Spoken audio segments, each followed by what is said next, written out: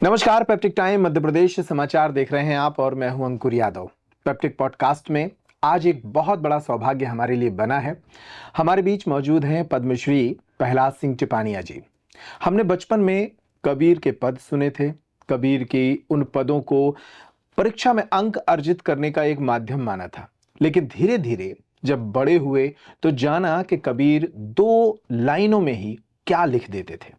जीवन का वो दर्शन कैसे आम लोगों तक पहुंचा और कबीर कैसे कई सदियों तक लोगों के दिलों में जिंदा रहे। हमने कबीर को तो नहीं देखा, लेकिन प्रहलाद सिंह टिपानिया जी की मौजूदगी में हम अक्सर उनके स्वरूप में कबीर को देखने की कोशिश करते हैं।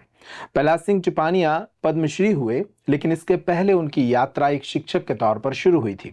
इसके बाद उन्होंने कबीर को गाना शुरू किया। लोक गायकी में जब प्रहलाद सिंह टिपानिया का नाम आता है तो उनका नाम बड़े सम्मान से लिया जाता है। इसकी वजह है कि जब वे कबीर को गाते हैं तो उनकी कबीर बाणी में समर्पण, भक्ति, दर्शन खुद को ऐसे उतारते हैं जैसे आत्मा शरीर को पा लेती है। प्रहलाद सिंह टिपानिया जी आज इस पॉडकास्ट में हैं। हम कोशिश करेंगे कि कबीर के साथ उनके भीतर भी झांकने की कोशिश करें और साथ ही कबीर के बहुत सारे पदों पर विस्तार से चर्चा कर सकें। सर, बहुत स्वागत है पहले तो आपका स्टूडियो में। अंकुर जी, आपका बहुत साधुवाद है कि आपने ये पेप्टेज जो न्यूज़ है उसके मार्फत कबीर को पूरे जनमानस में वर्तमान परिप्रेक्ष्य में रखने का और इसके माध्यम से पूरे कायनात के लिए उन महापुरुषों की वाणी को जनमानस में रखने का उपक्रम किया। इसके लिए निश्चित रूप से आप साधुवाद के पात्र हैं, क्योंकि कबीर और जितने भी संत परंपरा के जो भी महानुभाव हुए हैं, जो भी ऐसे महापुरुष हुए हैं, उन सभी ने पूरी कायनात के लिए एक प्रेम, सद्भाव और आपस में उनके बीच में जो दूरियां थी उनको कम करने का काम किया। सब लोग जानते हैं, जो किसी दायरे को इंगित नहीं करती, और उसमें भी सदगुरु कबीर बहुत सर्वोपरि हैं। और मैं इसके लिए आपको बहुत फिर से, क्योंकि आपने जो एक अंकुरण पूरे जनमानस के बीच में कबीर की वाणी को लेकर के किया है, वो आपके नाम को जाहिर करता है। इसलिए आपका बहुत बहुत साधुवाद। बहुत धन्यवाद सर। आपकी यात्रा से बात शुरू करेंगे ताकि हमारे दर्शक आपसे जुड़ पाएं। जैसा कि मुझे और मध्य प्रदेश के लोगों को ये गर्व है कि आप मध्य प्रदेश के मालवा से आते हैं और वहाँ से आपकी यात्रा शुरू हुई थी, लेकिन कहानी का वो हिस्सा बताइए कि कैसे एक शिक्षक होने के बाद कबीर का रस चखा और फिर शिक्षक होना छोड़कर कबीर की वाणी को गाना शुरू कर दिया। वैसे तो आपने जो कहा कि ये ठीक है, चूँकि हम तो हिंदी मीडियम में पढ़े जी, और इंदौर ज़िले में हम अपने नाना जी के यहाँ पर हमारी शिक्षा दीक्षा हुई, और उसमें हमने, आपने जो अभी बताया ना कि केवल किताबों में जो दो लाइनों की साखियाँ रहती थी, उन साखियों को पढ़ा था, और वो इसलिए पढ़ा था कि परीक्षा में 10 नंबर मिले और हम पास हो जाएं। जी। परंतु जब मैं भी, और विशेष रूप से मेरा सब्जेक्ट बायोलॉजी रहा, और हमारा इधर शिक्षा विभाग से कोई ताल्लुक नहीं था कि उधर जाएंगे, हम तो MBBS में जाने का था जी। परंतु प्रकृति जो चाहती है होता वही है। क्योंकि कबीर एक जगह पर कहते हैं कि जो किया सो तुम किया और मैं किया कछु नाही, और भूल से कहूँ कि मैं किया तो तुम ही ते मुझमाई। प्रकृति को मुझे शायद MBBS में जाने का नहीं था जी। तो हम शिक्षा विभाग में चले गए, और शिक्षा विभाग में जाने के बाद भी हमने कभी कबीर के भजन सुने नहीं थे। हमने केवल कबीर की साखियाँ पढ़ी थी। और आपको पता है कि हिंदी की किताबों में कबीर की साखियों के नाम से पाठ था, जिसमें 3-4 साखियाँ रहती थी। गुरु गोविंद दोनों खड़े न किन के लागू पाए, और बलिहारी गुरु आपके जिन गोविंद दियो बताए, या बड़ा हुआ तो क्या हुआ जैसा पेड़ खजूर, पंथी को छाया नहीं फल ला गया अति दूर। तो ये जो 3-4 साखियाँ याद थी ही सही। तो हमें तो कबीर उस रूप में अंतर में था। परंतु जब मैं शिक्षक बन गया, और ये 74-75 की बात है जी, 74-75 में हम शिक्षा विभाग में मिडिल स्कूल में हमारी नियुक्ति हो गई।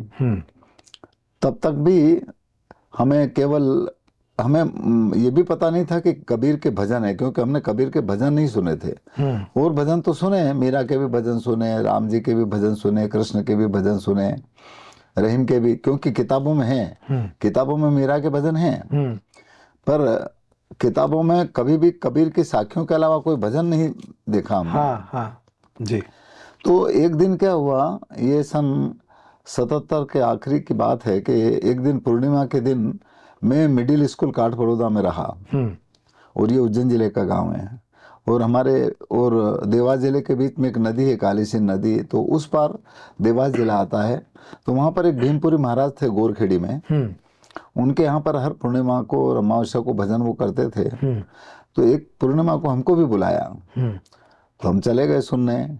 इसके पहले मैं भजन गाने वालों से बहुत नफरत करता था, क्योंकि लोग पूरी रात भर गाते रहते थे और वो पी खा करके गाने वाले लोग थे। अच्छा। तो जब हम वहाँ पर गए तो उन लोगों ने भी भजन गाए, उनने बहुत सारे भजन गाए, उन्हें रामदेव जी महाराज के भजन गाए, मीरा के भजन गाए, कबीर साहब के भजन गाए, उन्होंने गोरखनाथ जी के भजन गाए, और उनके भजन का कार्यक्रम चला लगभग रात के 2 बजे तक। और उसके बाद में वो जब बंद हुआ, बंद होने के बाद में हमने जो बजा रहे थे साज बाज, केवल तंबूर के ऊपर वो गा रहे थे, तो वो तंबूर इतना सुरीला बज रहा था, तो हमने सोचा यार पता नहीं ये क्या है, क्योंकि हमने कभी तंबूर देखा नहीं था। तो हमने उनसे पूछा कि यार ये जो आप बजा रहे हो ये क्या है? तो एक ने कहा कि साहब ये तंबूरा है, एक ने कहा कि ये तो बीना है, एक ने कहा कि साहब ये शारदा है।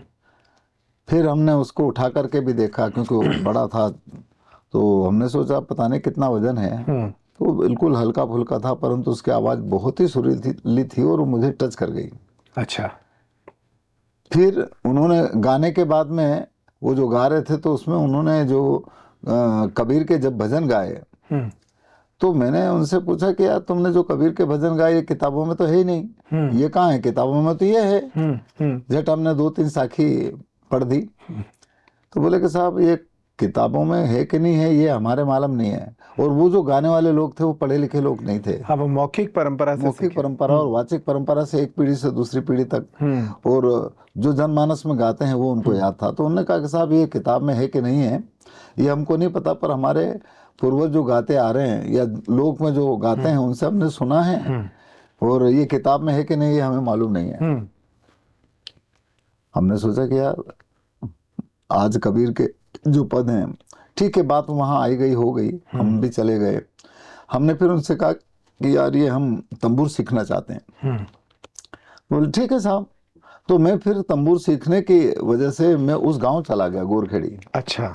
और मैं लगभग पहला प्यार कबीर नहीं थे, तंबूर था पहला तंबूर प्यार। था। कबीर अबीर से कोई लेना, क्योंकि तंबूर की आवाज बहुत सुरीली थी। तो हमने तो खाली तंबूर बजाना था और वो सीखना था। तो हम उस गांव में चले गए। काठ बड़ौदा से मैं गोरखेड़ी चला गया, वहाँ लगभग 7 साल रहा। और जब वहाँ जाने के बाद में उन्होंने हमको तंबूर दे दिया कि ठीक है साहब अब सीख रहे हो तो अच्छा है। और उस समय पर शिक्षकों का बहुत आदर और सम्मान था जी। तो जब उन्होंने तंबूर दे दिया और जब मैं सीखने लगा, तो एक दिन वो वहीं पर एक प्रहलाद चौकीदार थे जो तंबूर बहुत अच्छा बजाते थे जी। और वहाँ की पूरी उनकी मंडली थी, क्योंकि भीमपुरी महाराज के सानिध्य में रह करके वो गाते बजाते थे। तो जब तंबूर उन्होंने दे दिया और जब मैं बजाने लगा तो उन्होंने बोला कि गुरुजी यूं नहीं आएगा तंबूर बजाना। बोले कि एक साथ में कुछ गाओ तो ये तंबूर जल्दी बजाना आएगा। अच्छा। वो गाने का सिलसिला कभी किया नहीं और हमने कभी गाया नहीं भजन वजन। तो फिर हमने तंबूर सीखना था, इस वजह से उनसे एक भजन लिख लिया। तो उन्होंने हमें एक खेती का भजन लिखवा दिया। खेती करे तो थाने समझ बताऊं, बल्दिया ने दुख मत दीजे और ओछी संगत नाहर भुगतावे, घरे बैठो रीजे मन तू ऐसी खेती कीजे। खेती का भजन था। तो मैं जब इस भजन को लिखने के बाद में तंबूर सीख रहा था, तो एक दिन ऐसी घटना घटी कि मैं कहीं पर बैठा हुआ था और मेरे सामने एक पक्षी आया और एक झाड़ के ऊपर बैठा और उस झाड़ के ऊपर जैसे उसने चोंच मारी वो फूल टूट करके नीचे गिर गया। और मेरे दिमाग में एक प्रश्न उठा, क्योंकि वो अंतरा था उस भजन में कि रूड़ा को फूल थाने लागे सुहावनो, और सिर साट मत लीजे, अवसर खेत बीज मत बोजे, घरे बैठो रीजे मन तू ऐसी खेती कीजे। ये अंतरा था। तो जब वो मैं सीख रहा था तो वो मेरे दिमाग में थे ही से वो बात चल रही थी।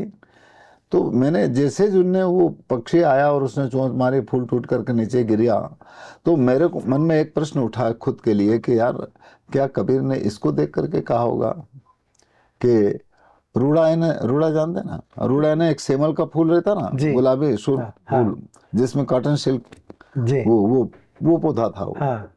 और गुलाबी फूल बहुत सुंदर रहता, बड़ा होता है। और जब पक्षी आकर के उसने जैसे चोंच मारी, फूल टूट करके नीचे गिर गया, उसके हाथ कुछ नहीं लगा। और उसकी दूसरी अंतरा ये था, दूसरी लाइन के, अवसर खेत यानी बंजर भूमि, बंजर भूमि में यदि हम कुछ भी बोएंगे तो कुछ नहीं होता है।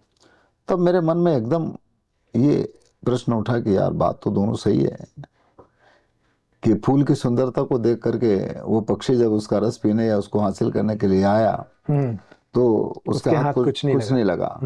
और दूसरी कि यदि बंजर भूमि में हम कुछ भी बोते हैं तो कुछ नहीं होता है। मैंने कहा यार ये तो खाली गाना नहीं है, ये तो प्रकृति पे भी घटित है और उसका असर कहीं ना कहीं हमारे जीवन पर भी होगा। बस तब हमें लगा कि यार भजन में तो बहुत रस है और बहुत एक दर्शन है और खाली किसी एक व्यक्ति का नहीं है वो पूरे मानव मात्र के लिए। बिल्कुल। हाँ। तब हमारा रुझान इन भजनों से हुआ और बस सीख गए थोड़ा गाना बजाना, और फिर हमारी यात्रा ऐसी चली, हमारी गाड़ी ऐसी चली कि पूरे देश और दुनिया में छा गई। ठीक है, एक सवाल और, जब आपने कबीर को पहली मर्तबा सुना जाना तो वो मौखिक परंपरा से आए भजनों के माध्यम से जाना जी। फिर आपने अपने अध्ययन में कबीर को कहाँ टटोला, किन गहराइयों से उनके उन भजनों को हासिल किया, और जो लोग अभी आपको सुन रहे होंगे, युवा पीढ़ी के लोग, उनको भी कुछ सजेस्ट करेंगे, उनको सुझाव देंगे कि वो कबीर को अगर पूरा पढ़ना चाहते हैं तो कहाँ जाकर पढ़ सकते हैं? देखिए, कबीर यूनिवर्सिटियों में या एकेडमिक व्यवस्था में पढ़ने का ठीक हो सकता है, परंतु वो वहाँ का विषय नहीं है। कबीर जनमानस के बीच में रह करके प्रैक्टिकली महसूस करने का विषय है। कबीर पढ़ने का विषय नहीं है, कबीर तो जीने का विषय है। कबीर ने जो चीजें कही वो उनके जीवन में जो उन्होंने महसूस किया वो उन्होंने आप और हम सबके बीच में रखा। इसी तरह से जितने भी संत परंपरा में जो भजन या जो लोकोक्ति या जो जिस तरीके से मौजूद है वो उनके जीवन का निज अनुभव है, और वो अनुभव आपके जीवन में, मेरे जीवन में, सबके जीवन में हो सकता है, और उसमें किसी दायरे की जरूरत नहीं है। तो इस वजह से जैसे कबीर ने एक साखी में कहा है कि नमता नर तम चालिए, पशु जीव बच जाए, तन ठोकर लागे नहीं, कोई पड़ी वस्तु मिल जाए। गाते हैं अरे नमता नरदम चाल जो, और पशु जीव बच जाए, तन ठोकर लागे नहीं, कोई पड़ी वस्तु मिल जाए। अब ये गाना नहीं है, वो कहते हैं कि तू थोड़ा देख करके चल और नम्रता के साथ में भी चलो, नीचे देख करके भी चल ताकि पैरों में कांटे ना लगे और कोई जीव जंतु पैरों के अंदर कुचल करके मरे भी नहीं।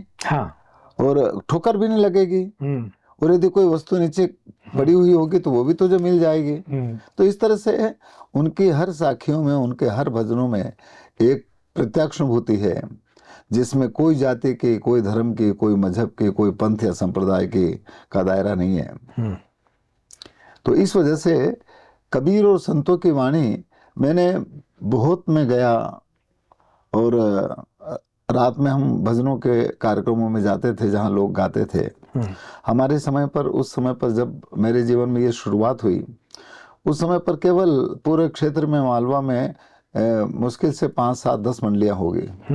आज पूरे मालवा में हजारों मंडलियां हैं और लोग गाते हैं, और गाते ही नहीं है, वो जीते भी हैं, क्योंकि कबीर जीने का विषय है, गाने का विषय नहीं है।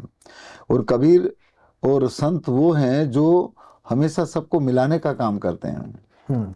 एक जगह पर कहा कि आग लगी आकाश में और जल जल पड़े अंगार, और संत न होते जगत में तो जल मरता संसार। संतों ने हमेशा मानव मात्र की तपन को, उनकी जलन को, उनके अगन को शमन करने का काम किया, शांत करने का काम किया। हमेशा उन्होंने मानव मात्र को जोड़ने का काम किया, मिलाने का काम किया, दूर करने का काम नहीं किया। और इसीलिए वो कहते हैं कि जो तो को कांटा बोवे तू बोवा को फूल, और तुझे फूल का फूल लेने वाको वही त्रिशूल। मानव जीवन यदि हमने पाया है तो ये निश्चित रूप से एक सौगात है हर इंसान के लिए, और दुर्लभ भी है। इसलिए वो कहते हैं कि मानव जन्म दुर्लभ है और मिले न दूजी बार, और पक्का फल जो गिर पड़े तो बहु ने न लागे डार। तो मनुष्य का जन्म मिलने पर यदि हमारे अंदर मानवता के गुण, यदि हमारे अंदर इंसानियत के गुण यदि नहीं है तो उसे मानवीय जीवन नहीं कहा जा सकता है। और मानव ही एक ऐसा प्राणी है जो नर से नारायण बन सकता है। क्योंकि अलग से नर से नारायण होंगे कि नहीं होंगे ये तो मुझे नहीं मालूम, परंतु हमने नर के अंदर नारायण देखा है।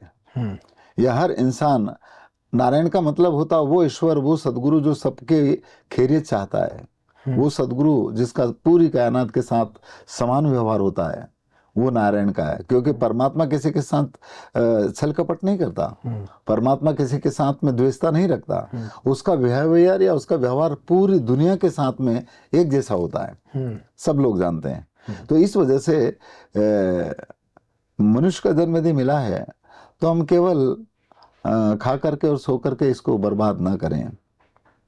नहीं, दिवस गमाया खाए के ने रेण गमाई सोए, और हीरा जन्म अमोल था न कोड़ी बदले खोए। बिल्कुल। तो इसलिए और मनुष्य का जन्म मिला है तो वो निश्चित रूप से फना भी होगा, क्योंकि कोई भी इंसान आज तक स्थायी न रहा है और न रहेगा। और इसीलिए कहा है ना कि आया है सब जाएगा, और राजा रंक फकीर, और कोई सिंहासन चढ़ चले न कोई बंधी जंजीर। तो बहुत सारे इंसान इस मानव जीवन में पूरी दुनिया में हुए जिनको लोग आज पूजते हैं। नहीं, बिल्कुल। और वो क्यों पूछते हैं? क्योंकि उन्होंने अपने जीवन में एक सत्य चीज को धारण किया, या वो एक अहिंसक प्रवृत्ति के साथ में अपने जीवन को गुजारा। इस वजह से लोग पूछते हैं। हम महात्मा गांधी को पूछते हैं, और उन्होंने अपने जीवन में दो चीजों को अंगीकार किया, और उसी के ऊपर उन्होंने अपने जीवन को पूरा निर्वहन करने का काम किया। और वो सत्य और अहिंसा आप सब लोग जानते हैं। और सत्य क्या है? सत्य वो है जिसकी वजह से आप और हम सब जिंदा हैं। और उस सत्य को ही इंसानों ने राम कहा, उस सत्य को इंसानों ने सदगुरु कहा, उस सत्य को इंसानों ने अल्लाह, ईश्वर, वाहिगुरु, जो अनेक प्रकार के नाम हैं, उस नाम से इंगित किया। और उसको हम किसी आकार प्रकार में नहीं बांध सकते, ऐसा मैं मानता हूँ। क्योंकि परमात्मा या ईश्वर किसी आकार प्रकार का नहीं है। यदि आकार प्रकार होगा तो वो तो फना हो जाएगा, वो तो नष्ट हो जाएगा ना। क्योंकि जो चीज बनी है जो बिगड़ेगी नहीं। बिल्कुल। तो इस वजह से वो निराकार चेतन सत्ता, या वो निराकार जिसको हम किसी आकार या प्रकार में नहीं बांध सकते, उसको रूप रंग में नहीं बांध सकते, उसको किसी दायरे में नहीं बांध सकते, वो चेतना, वो वाइब्रेशन पूरी दुनिया को समान रूप से चलाती है। कबीर उसी को मानते हैं, कबीर उसको मानते हैं। एक आपने बातों बातों में कहा कि अब मालवा में हजारों मंडलियां हैं। जी हाँ। मैं मालवा के लिए ही ये प्रश्न पूछ रहा हूँ कि ऐसी मालवा की मिट्टी में क्या खास बात है? आपके आने के बाद ये मंडलियां बढ़ी, या कबीर का प्रभाव पहले से ही उस क्षेत्र में रहा है, और वो रिश्ता क्यों है इतना गहरा मालवा के साथ? देखिए, मेरा जहाँ तक ख्याल है कि हमारे बाद में मंडलियां बढ़ी, ये तो सत्य है, परंतु इसका मतलब ये नहीं कि पहले से कबीर मालवा में नहीं था। नहीं थे, हाँ। क्योंकि मैंने भी तो जिन लोगों से सीखा, मैं उनको बहुत नमन करता हूँ, और वो बहुत ही आदरणीय है जिन्होंने मौखिक और वाचिक परंपरा के रूप में कबीर साहब के उन शब्दों को जिंदा रखा। तो जो जिन लोगों ने मौखिक और वाचिक रूप से जिंदा रखा था, उसी से सुन करके, उसी से प्रेरित होकर के, या उसकी कहीं ना कहीं चोट लगने की वजह से आज इतने युवा साथी भी गा रहे हैं। और वो मालवा के, कम से कम पूरा मालवा क्षेत्र के अंदर जो 10-15 जिले हैं, उन सभी जिलों में हमने गाया। आज हम आते आते देख रहे थे कि अपने कार्यक्रमों की वजह से जो लोग मंडलियों की सहभागिता उसमें हुई, तो उसमें देखा कि लगभग 15 जिले आसपास के जो हैं सब जिलों की मंडलियों ने अपने यहाँ पर कबीर महोत्सव और जो मालवा कबीर यात्रा होती है उसमें उन्होंने गाया। तो बात यह है कि मैं वही खूबी समझना चाहता हूँ, मालवा की मिट्टी में कबीर के प्रति इतना प्रेम।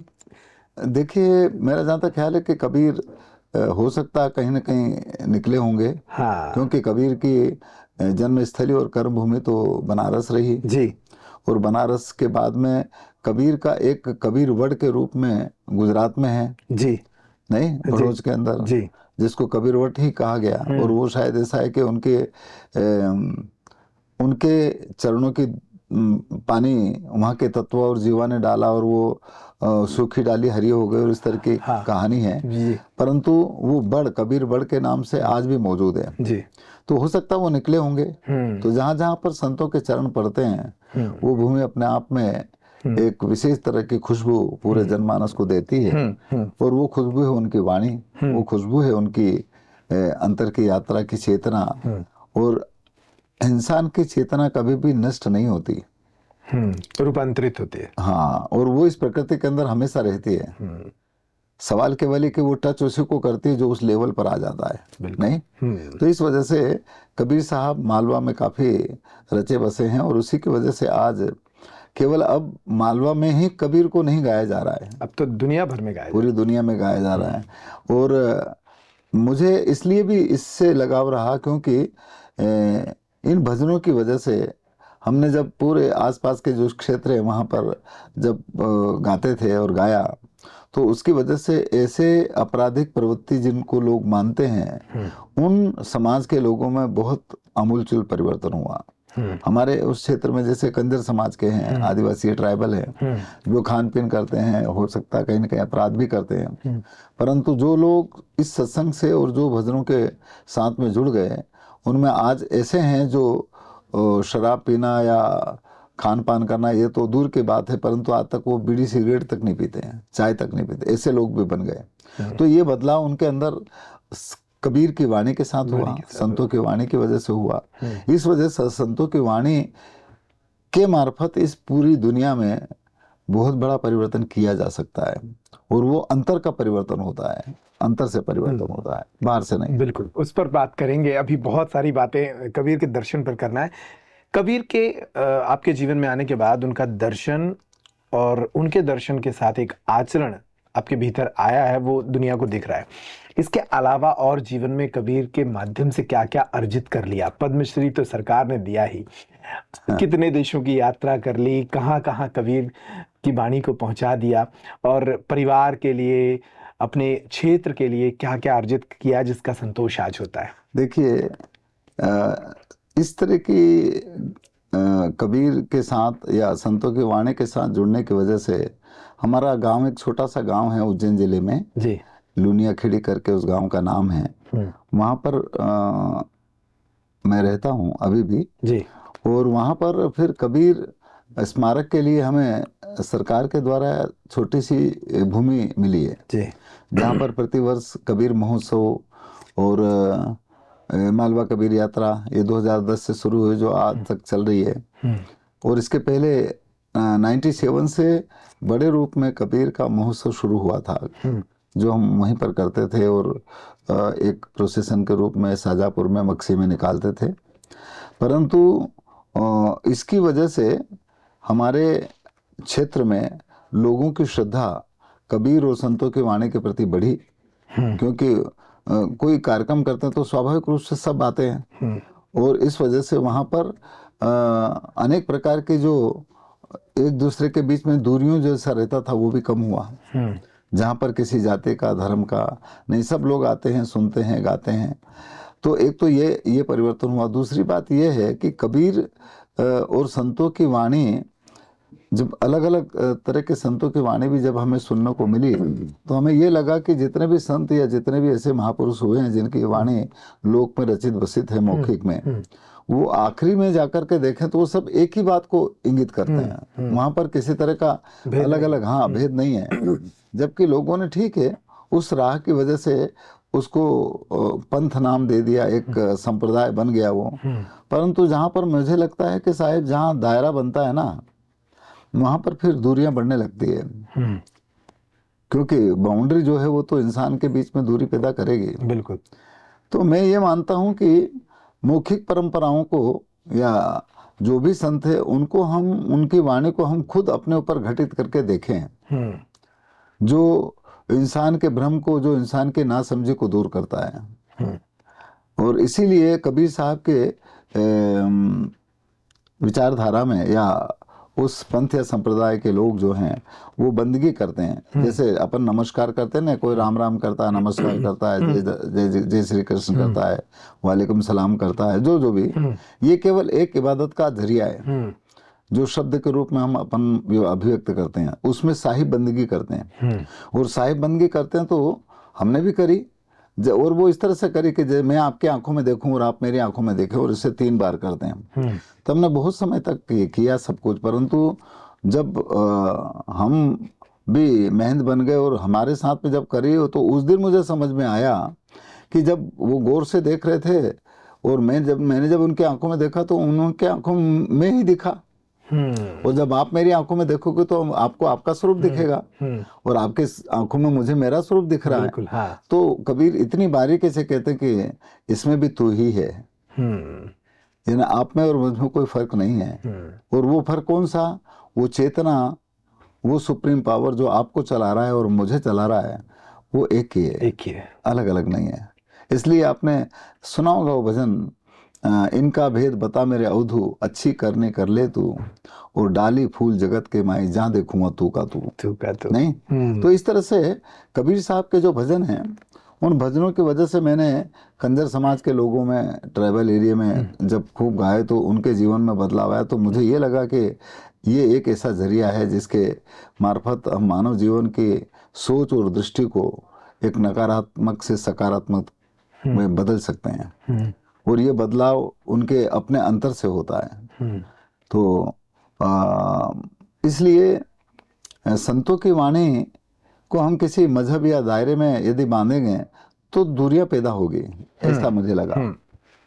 तो फिर इसके बाद जो यात्रा शुरू हुई, हम उसके बाद में सब कई देश में गए। हाँ। और हमने कभी ये सोचा नहीं था कि हमको पद्मश्री मिलेगा या मध्य प्रदेश का शिखर सम्मान मिलेगा या संगीत नाटक अकेडमी का पुरस्कार मिलेगा। और ये ठीक है, पुरस्कार अपनी जगह पर होते हैं, और यदि जिन्होंने भी इसको चयन करके यदि उस लायक हमको समझा तो ये उनकी साधुता, ये साधुवाद के पात्र हैं। परंतु मुझे ये भी लगता है कि ये जो अवार्ड हैं, ये अवार्ड इंसान के अंदर घमंड भी पैदा करते हैं।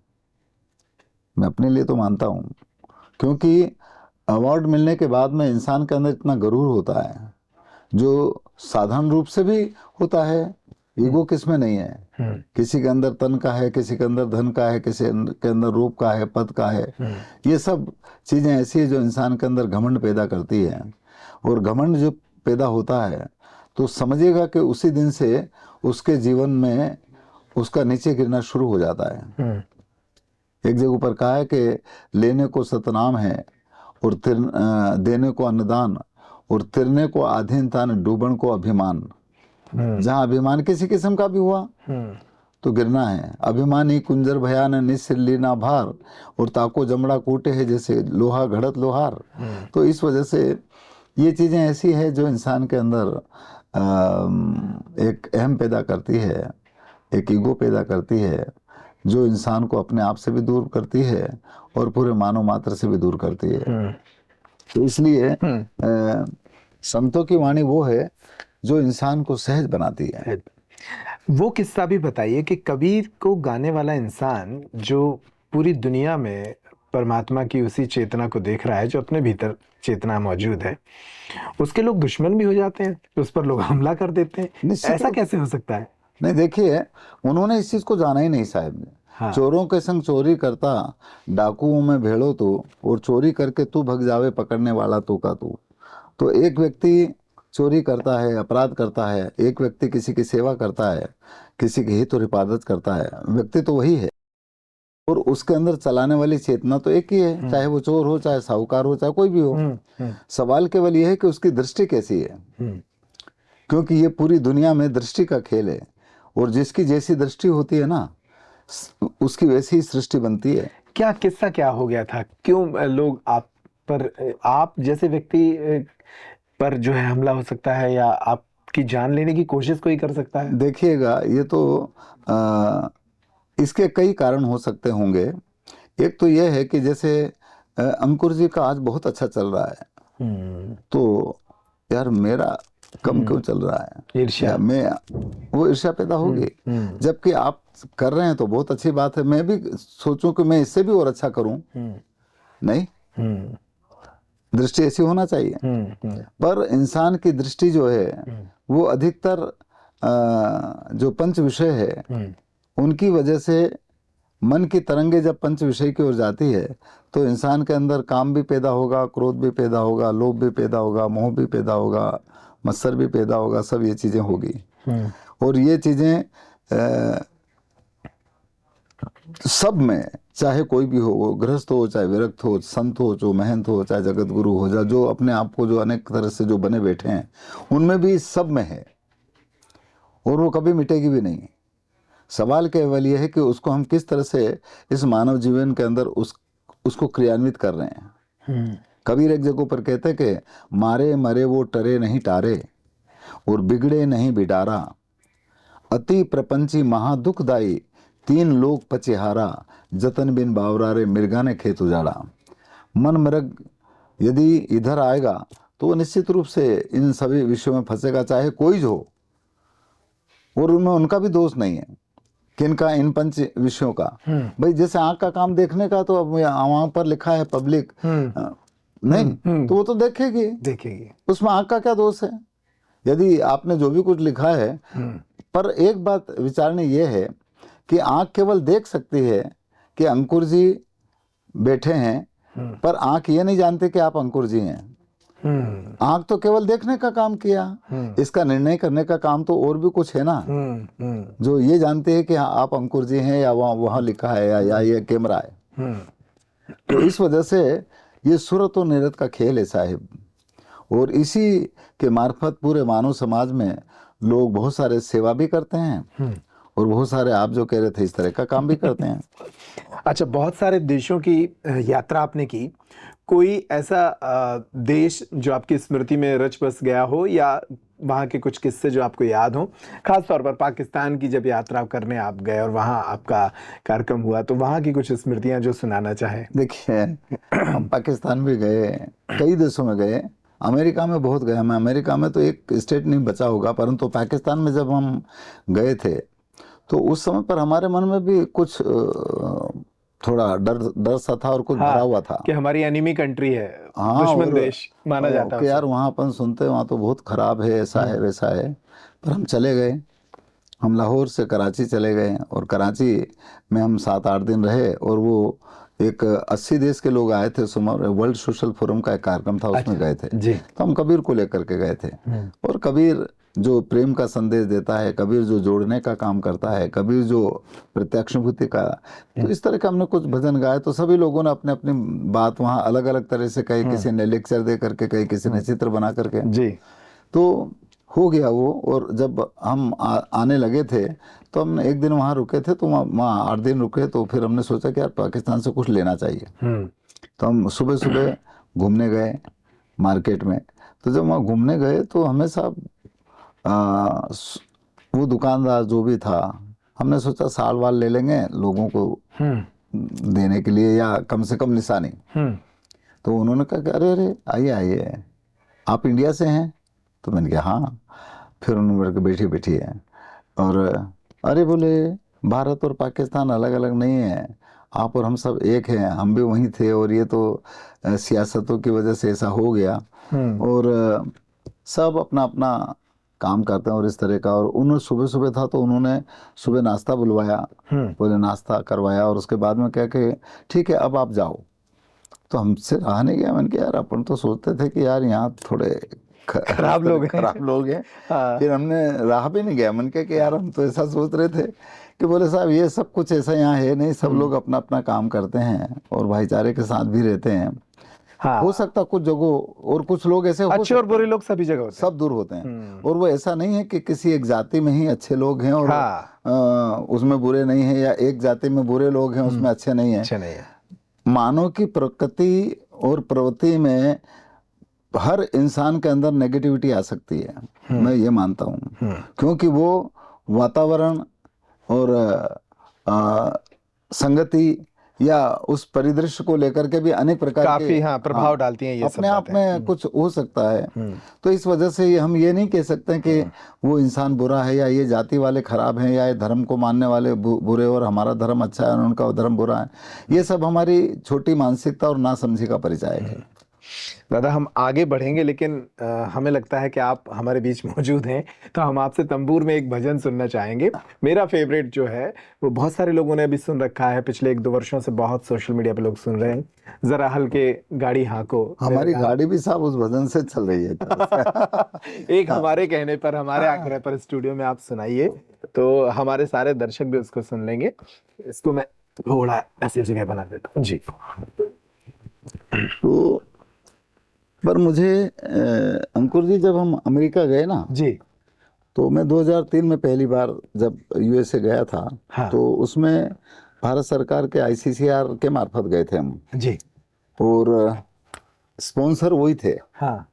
तो लगभग हम उस समय पर 2.5 महीने के लिए गए, और 2.5 महीने में हमने लगभग 35 कार्यक्रम किए, जिसमें 20 यूनिवर्सिटी में गाया और बाकी अन्य जगहों पर पब्लिक कार्यक्रम हुए। जी, अपने देश के बहुत हैं। बिल्कुल, हाँ। तो पहली बार जब हमने वहाँ गाया तो वहाँ के लोगों को कुछ समझ तो नहीं आया, हाँ। और ये उनका कहना था। अब वो सब अंग्रेजी जानते हैं, हिंदी जानते नहीं। अपने भारत के जो चले गए वो भी हिंदी भूल गए वहाँ। बिल्कुल, हाँ। तो उन्होंने कहा कि आपने क्या गाया ये तो हमें नहीं मालूम, हाँ, परंतु हमें भीतर से कुछ हुआ। भीतर से कुछ हुआ। तो संगीत जो है, या ये जो वाणी है, ये अंतर से चोट करती है। इस वजह से संगीत को कोई दायरे में नहीं बांध सकता जिसमें उसमें शब्दों की भी जरूरत नहीं है। ये तो एक अंतर की चोट है, बिल्कुल, और उसी चोट से इंसान के जीवन में बदलाव आ सकता है। बिल्कुल। तो इस तरह से पर इसमें कबीर क्या कह रहे हैं, मैं चाहूंगा कि ये थोड़ा बीच बीच में आप उसको समझा भी पाएं, तो बहुत सारी युवा पीढ़ी को वो दिल तक छुएगा।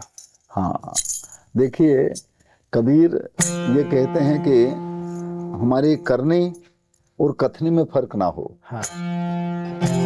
और यदि हमारी करनी और कथनी में फर्क है तो हम जो भी काम कर रहे हैं वो ठीक नहीं है। नहीं, अधिकतर ऐसा रहता है, इंसान बोरी बोरी मोर की और चाल चले चोर की। ऊपर से हम बहुत मीठा बोलते हैं, परंतु अंतर से अनेक प्रकार की कटुता या अनेक प्रकार का द्वेष या अनेक प्रकार का एक दूसरे के प्रति बैरभाव बना हुआ, तो फिर कैसे काम चलेगा। तो इसलिए कबीर की एक साखी है, वो कहते हैं,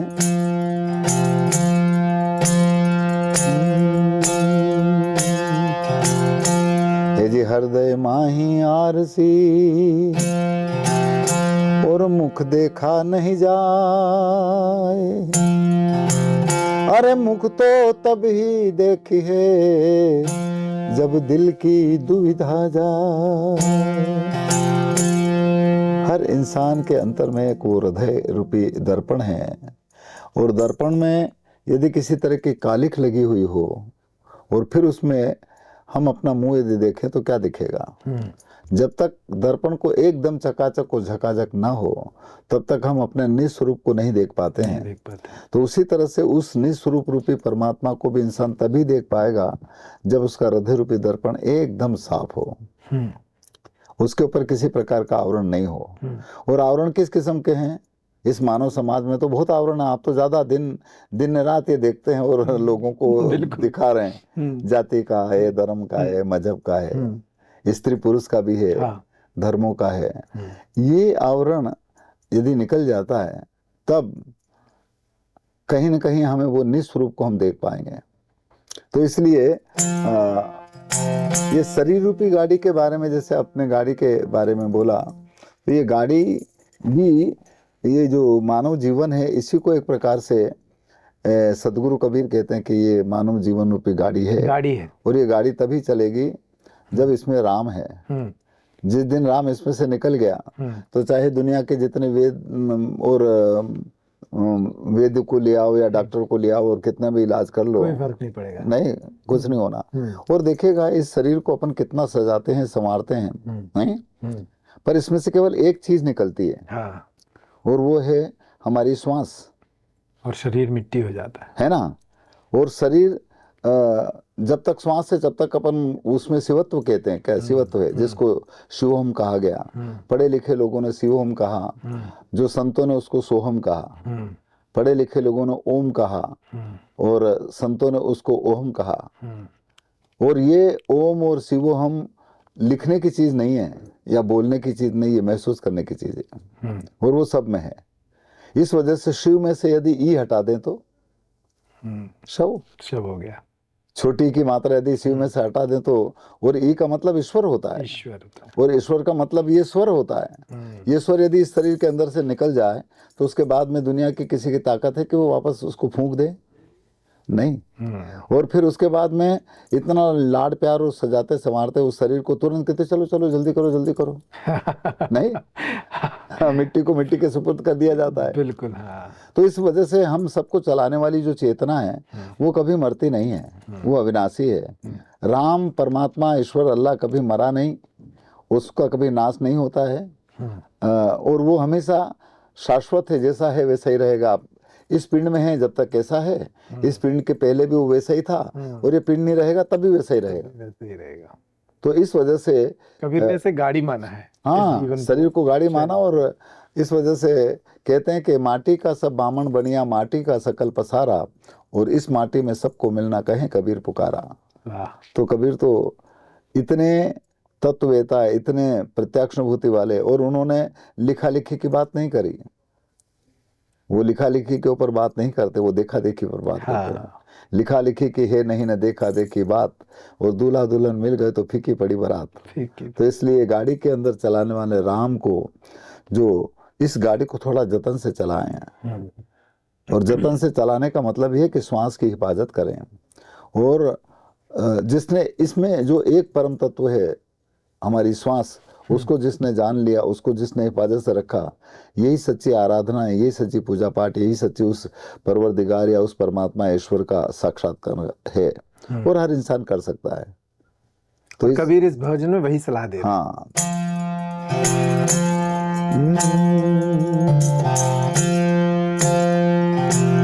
जी धीरे धीरे रे मना,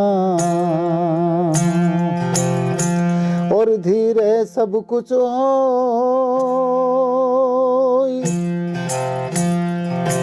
माली से सो घड़ा, और ऋतु आवे फल हो, तो एक ही साधे सब सधे, और सब साधे एक जाय।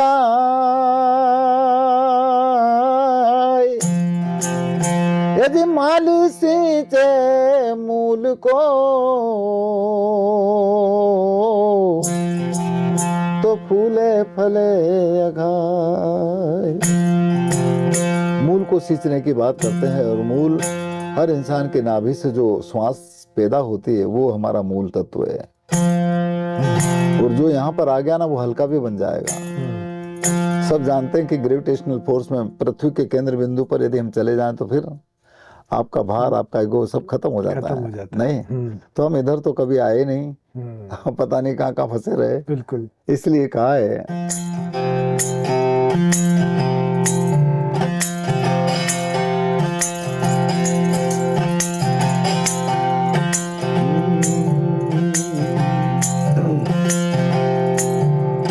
जरा हल्के गाड़ी हाँको मेरे राम गाड़ी वाले,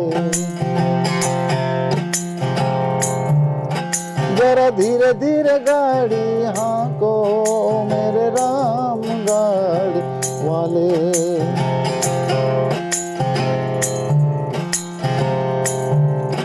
यदि गाड़ी मारी रंग रंगीली, पहिया है लाल गुलाल,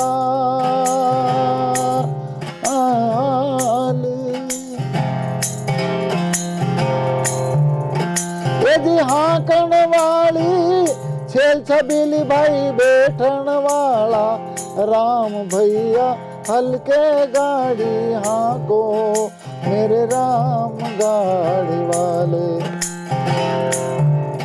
जरा धीरे धीरे गाड़ी हाको मेरे राम गाड़ी वाले या गाड़ी अटकी रेत में भाई मजल पड़ी है दूर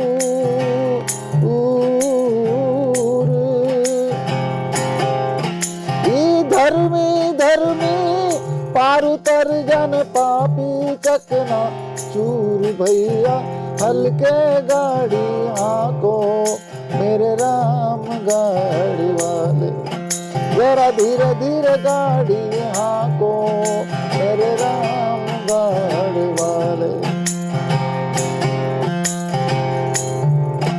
ये जी देश देश का वेद बुलाया लाया जड़ी और बूटी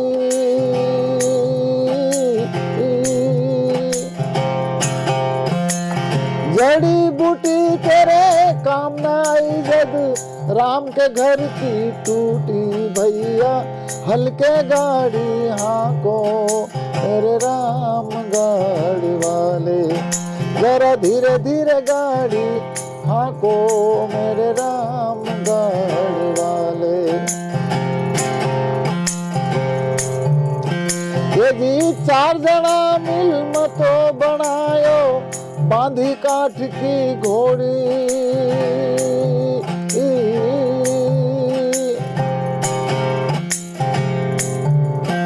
अज ले जाके मर घट पर रखिया फूक दीनी जैसी होली रे भैया हल्के गाड़ी हाको मेरे राम गाड़ी वाले जरा धीरे धीरे गाड़ी हाको मेरे राम गाड़ी वाले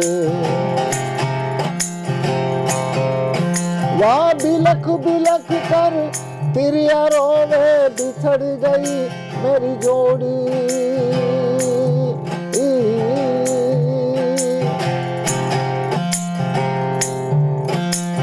कहे कबीर सुनो भाई साधो जिन जोड़ी उन्हें तोड़ी रे भैया हल्के गाड़ी हाको मेरे राम गाड़ी वाले जरा धीरे धीरे गाड़ी हाको मेरे राम गाड़ी वाले मेरे राम गाड़ी वाले मेरे राम गाड़ी वाले। बहुत सुंदर, बहुत सुंदर। मैं अपने सारे दर्शकों की तरफ से आपको धन्यवाद देता हूँ इस भजन के लिए। एक अभी कुछ दिनों पहले आप संत प्रेमानंद जी महाराज से मिलने गए थे। जी जी सोशल मीडिया पे बड़ा लोगों ने देखा उस वीडियो को और वहां आपने संतों की महिमा को गाया।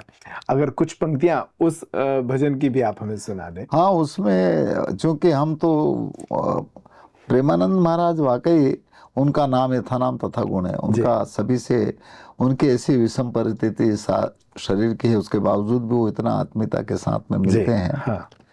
और उनका उद्बोधन किसी दायरे वाला नहीं है। वो हमेशा जो भी बात करते हैं तो हमें भी उनके साथ उनके दर्शन करने का अवसर मिला। और जब हम ऐसे संत के सामने गए थे तो हमें एक भजन याद आ गया, वो मैंने उनको सुनाया था कि संत द्वारे आया री जोड़िया दोनों हाथ। ऊपर गया। देखिए ये तार है ना, ये तंबूर की वजह से भी मेरे जीवन में समझ आई। ये तो इस तंबूर में 5 तार हैं जी। और ये अभी जो बीच का तार थोड़ा गड़बड़ हो गया। हाँ। हमारे मानव रूपी शरीर भी एक प्रकार का तंबूरा है जो 5 तत्वों से मिलकर के बना, सब जानते हैं। हाँ। और इसमें 3 गुण हैं, ये भी सब जानते हैं। जब तक तीनों गुणों एक समान ना हो, देखो ये इसकी आवाज अच्छी है क्योंकि, और ये भी एक खराब हो गया था तो उसका आवाज ही अलग होने लगा। तो हमारे 3 गुण जब हैं, हाँ। उसकी सिमिलरिटी जब तक नहीं हो तब तक वो किसी के साथ में प्रेम और सद्भाव का व्यवहार नहीं कर सकता। संतुलन है तो संगीत, और संतुलन बिगड़ा तो शोर। बिल्कुल सही है। तो इसलिए कबीर एक जगह पर कहते हैं कि 3 गुणन की भक्ति में और भूल रहा संसार, और जो जन चौथे को लखे बहु से उतरे पार। और वो 3 गुण है, रजोगुण, सतोगुण, तमोगुण, सब जानते हैं, जिसको सिंबॉलिक रूप में लोग ब्रह्मा विष्णु महेश कहते हैं। हमारे इस पिंड में इन तीनों की हदों से जब तक इंसान ऊपर ना उठे ना, तब तक वो प्रेम का, सद्भाव का, आत्मीयता का, सरलता का, सहजता का प्याला सबको समान रूप से नहीं पिलाएगा। वो निश्चित रूप से किसी न किसी की तरफदारी करेगा, पक्षपातपूर्ण व्यवहार करेगा। इसलिए इन तीनों गुणों से ऊपर उठना है। और वो तभी संभव है जब इस शरीर के मार्फत हम इसकी हिफाजत करते हुए इसको चलाने वाला जो निर्गुण तत्व है उसके साथ जुड़े हैं। सिरगुण की सेवा करो ने निर्गुण का करो ज्ञान, और सिरगुण निर्गुण के परे तहाँ हमारा ध्यान। तो इसलिए वो, और ये तभी होता है जब संत के अंदर का सानिध्य मिले। और संत क्या? संत, संगीत में 3 शब्द है ना। पहला शब्द स के ऊपर बिंदी, उसको यदि हटा दें तो सत, गीत बनता है। और गीत में यदि पीछे का अक्षर हटा दे तो संगी बनता है। यानी सब साथ हो गए। बिल्कुल। इस संगीत की वजह से सब साथ हो गए। हाँ। गीत की वजह से सब मिल गए। अब बीच का अक्षर हटाओ तो क्या बचता है? संत। तो आप भी संत हैं, वो भी संत है, सभी संत हैं। यानी संत का मतलब होता है हर तन के अंदर सना हुआ एक सुप्रीम पावर, जिसको लोग सनातन कहते हैं। वो इस शरीर में भी है, जब तक था, इसके पहले भी था और बाद में भी था। तो इसलिए संत के द्वारा यानी शरीर के अंतर की यात्रा से इन चीजों को जाना जा सकता है।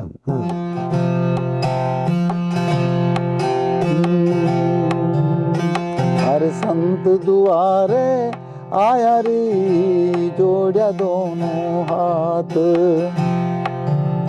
हर सदगुरु द्वारे में आया रे, जोड़ा दोनों हाथ। जोड़ा दोनों हाथ सकेरे, करो ज्ञान करी बात। संत द्वारे में आया रे, जोड़ा दोनों हाथ। इसमें एक अंतरा बहुत अच्छा है। अरे 5 चोर पकड़ बस की ना, सतगुरु मारी है लात। अरे 5 चोर पकड़ बस की ना, सतगुरु मारी है लात। अरे कुकर्मों की जात बनाई, ईश्वर की नहीं जात। संत द्वारे में आया रे, जोड़ा दोनों हाथ। सदगुरु द्वारे आया रे, जोड़ा दोनों हाथ। दादा, बहुत शुरुआती अगर कोई परिचित होता है जब कबीर से, तो थोड़ा कंफ्यूज हो जाता है, क्योंकि कबीर कई बार एक भक्त की तरह नजर आते हैं, और कई बार ईश्वर के लिए एक बगावत के तौर पर भी नजर आते हैं। तो ये लोग कंफ्यूज हो जाते हैं। आपने किस तरह से देखा है कबीर को? देखिए, कबीर, मेरा जहाँ तक ख्याल है कि लोग जो ये मानते हैं कि उन्होंने अल्लाह की या राम की बगावत किया। हाँ। मैं इसको इस रूप में देखता हूँ कि यदि हमारे मन में इस तरह के विचार आते हैं तो हमने अभी कबीर को जाना ही नहीं है। क्योंकि कबीर एक जगह पर कहते हैं कि साची प्रीति विषय माया सो, हरि दर्शन की फांसी। और कहें कबीर एक राम भजे बिन, बांधे जमपुर जासी। वो कहते हैं कि जिसने उस राम को नहीं जाना, वो जमपुर बंद करके जाएगा। जो इंसान इतनी गहराई से राम के बारे में कहता है, वो राम की खिलाफत कैसे कर सकता है? जबकि इसी भजन में कहते हैं, पंडित बात बदे सो झूठा, राम के कहे जगत गति पावे, खांड कहे मुख मीठा। राम के कहने से यदि जगत की गति हो जाती तो वो कहते हैं कि शक्कर शक्कर कहने से मुंह मीठा होना चाहिए। जिंदगी भर तक यदि हम शक्कर शक्कर कहते रहते तो मुंह मीठा नहीं होता। मैं जिंदगी भर तक यदि आपका अंकुर अंकुर कहता रहूं और मैं अपने गांव लुनिया खड़ी बैठा रहूं तो क्या मैं आपसे मिल पाऊंगा? नहीं। उस नाम को लेकर के मुझे अपनी यात्रा करना पड़ेगी।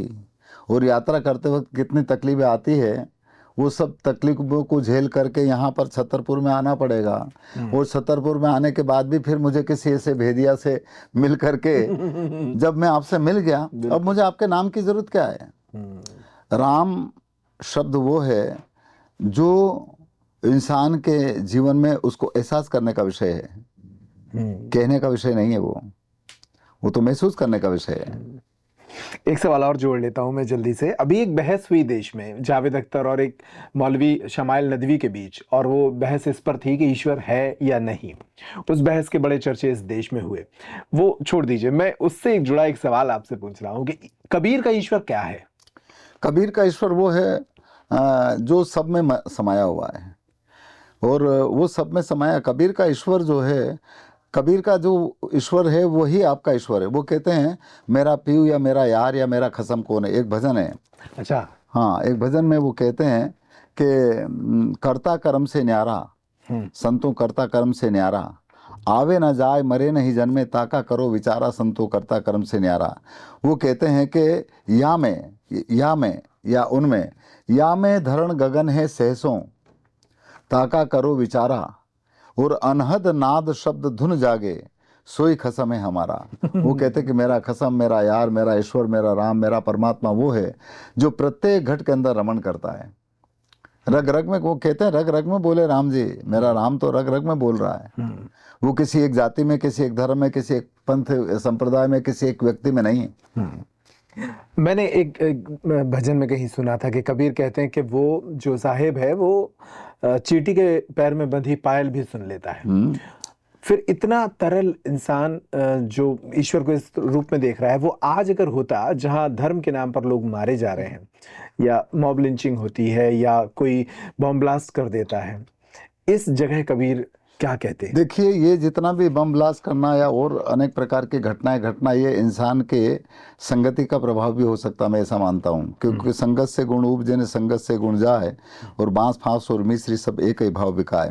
रहा सवाल ये है कि जिस जैसे अभी आपने कहा, तो मैं ये इसको इस रूप में देखता हूँ कि हम यदि उस परमात्मा को, उस ईश्वर को, उस सदगुरु को, ये तो बोलने के बाद में बनाना, राम शब्द बोलने के बाद में बना, मुंह से कोई शब्द निकला तभी। जबकि ये शब्द ना निकले उसके पहले हमारे अंतर में क्या है, उस चीज को किसने जाना, वो है राम। राम कहने का विषय नहीं है, वो एक नाद है, एक प्रकार का अनिष्टक साउंड है। लोग कहते हैं कि वो उसको मुंह से बोला नहीं जाता, भजनों में आता है। मालिक तेरा नाम रे मैंने सब दूर पता लगाया, कहीं पता नहीं पाया। परमात्मा को, राम को किताबों में नहीं लिखा जा सकता है, राम को हर इंसान के अंतर में देखा जा सकता है। अल्लाह को मन कह करके उसको नहीं दिखाया जा सकता, वो हर इंसान के आह में मौजूद है। अब सवाल यह है कि लोगों ने दिखाने के लिए उसको पूजा पाठ, तीरथ व्रत, जप तप इसके अंदर दिखाने की कोशिश करी।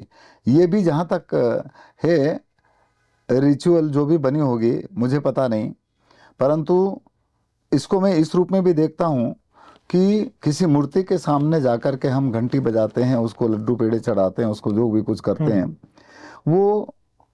वो अवस्था है इंसान की छठी अवस्था, जिसमें हर तरफ से हट करके वो एक बिंदु के ऊपर आकर के टिक जाता है। ये भी इंसान के छठे गुरु का परिचायक है।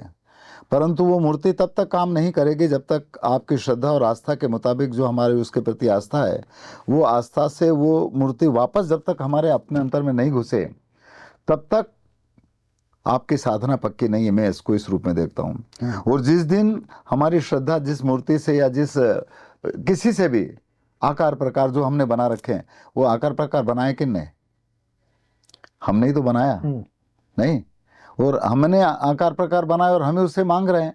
बताओ ये समझ है कि ना समझ है? नहीं। एक भजन हमने सुना है लोक में, मुझे केवल भजन याद है, मैंने कोई शास्त्र वास्त्र नहीं पढ़े हैं, परंतु भजनों में जो चीजें हमने सुनी वो मैं आपको निवेदित करूं। एक भजन आता है, वो एक संत हुए हैं कल्याण भारती, उनका है कि जाई मंदरिया में झालर कूटे, कहीं हिवड़ा की थारी फूटी रे, और मूरत से तू मुक्ति मांगे, आशा थारी झूठी रे। नहीं, तीरथ में सकल पानी है जी, होए नहीं कुछ नहाए देखा, प्रतिमा सकल जड़ है भाई, बोले नहीं बोलाए देखा। ये जितना भी लिखा पड़ा ये तो वाद है, कुरान पुरान तो वाद है, तू तेरे घट का पर्दा खोल करके देख कि ये वाद है कि क्या है। कबीर की कथनी में एक जीव देखा जो आप मुझे चलाता, इनको चलाता, हर इंसान को जो सृजित करता है वो हमारा सबका सृजनहार है, वो हमारा राम है, वो हमारा अल्लाह है, वो हमारा ईश्वर है। अनेक किसी भी नाम से हम पुकार रहे हैं, जबकि उसका आकार प्रकार नहीं है, निराकार है वो। एक संत कहते हैं कि निराकार भी होकर स्वामी तू सबका पालन करता है। निराकार निर्बंधन स्वामी जन्म मरने, परमात्मा कभी जन्म नहीं लेता, परमात्मा कभी मरता नहीं। वो आदि में भी था, आज भी है और बाद में भी रहेगा। आपको और हमको चलाने वाली चेतना इस पिंड में है जब तक भी है, इसके पहले भी वो वैसी ही थी, और ये पिंड नहीं रहेगा ना तब भी वैसी रहेगी। वो है हमारा राम, वो है हमारा ईश्वर, वो है हमारा अल्लाह, वो है हमारा ईश्वर, जो भी लफ्जों से कहे। और वो एक नाद है, वो एक प्रकाश है। इसीलिए संतों ने कहा कि सुनता नहीं धुन की खबर, अनहद का बाजा बाजता, इस मन मंदिर में बाजता, तो बाहर सुने तो क्या हुआ। ये जो गाना बजाना है ना, ये भी लोगों को अपने जाल में फंसाना है एक तरह से। कोई भी इंसान बोल करके जब किसी को दर्शाने की कोशिश करता, समझ लो कि वो अपने इस वाणी के मार्फत अपने जाल में फंसा रहा है। उसको ये करना चाहिए कि जो बोल रहा है उसको दिखा दे, तब कहीं बात बने। मैं पानी पानी कहता रहूं तो क्या आपके पास बुझ सकती है? मुझे ये करना चाहिए कि पानी का गिलास उठा करके मैं आपको दे दूं कि लो पी लो, आपकी प्यास मिट जाएगी। ये होना चाहिए। ये है राम की साक्षानुभूति, ये है अल्लाह की इबादत, ये है उस देवी देवता की आराधना या पूजा। नहीं, आग आग कहने से कभी मुंह जलता है क्या? नहीं। और यदि आग की एक चिंगारी हाथ पे रख दे तो तब मालूम पड़े आग कैसी है। तो इस वजह से साहिब, ये जितने भी परमात्मा या ईश्वर के लिए जो चीजें हैं इस मानव जीवन में लोगों ने रख रखी, वो उससे मिलने के लिए एक इशारा है। परंतु हम वहीं पर पकड़ करके बैठ गए और उस चीज को महसूस किया ही नहीं। तो एक जगह पर कबीर की साखी बहुत अच्छी है कि खलक मिला खाली हुआ और बहुत किया बकवाद, और बांझ हिलावे पाल नानता में कौन स्वाद। खाली झूला बना करके जिंदगी भर तक यूं हिलाते रहें तो, और बच्चे का उसमें पता ही नहीं है, तो बताओ कैसे उसका एहसास हो सकता है। तो बस आपके साथ बैठकर मन तो ऐसा लग रहा है कि सुनते ही रहें, लेकिन समय की सीमा है। और अभी चूंकि प्रहलाद पानिया जी एक बड़े कार्यक्रम में, एक बड़े समारोह में शामिल होने के लिए जा रहे हैं, तो इस इंटरव्यू में इतना ही। वक्त मिला तो फिर कभी उनसे बहुत सारे विषय हैं जिन पर बात करने की कोशिश हम करेंगे। पेप्टिक पॉडकास्ट में आज के लिए इतना ही। ये इंटरव्यू आपको कैसा लगा हमें ज़रूर अपने कमेंट के माध्यम से बताइए, ताकि वो भी पढ़ें कि आप कबीर के विषय में क्या सुनते हैं, क्या समझते हैं और क्या चाहते हैं। इस इंटरव्यू में इतना ही। बहुत नमस्कार, बहुत धन्यवाद आपका और आप सभी दर्शकों का बहुत धन्यवाद।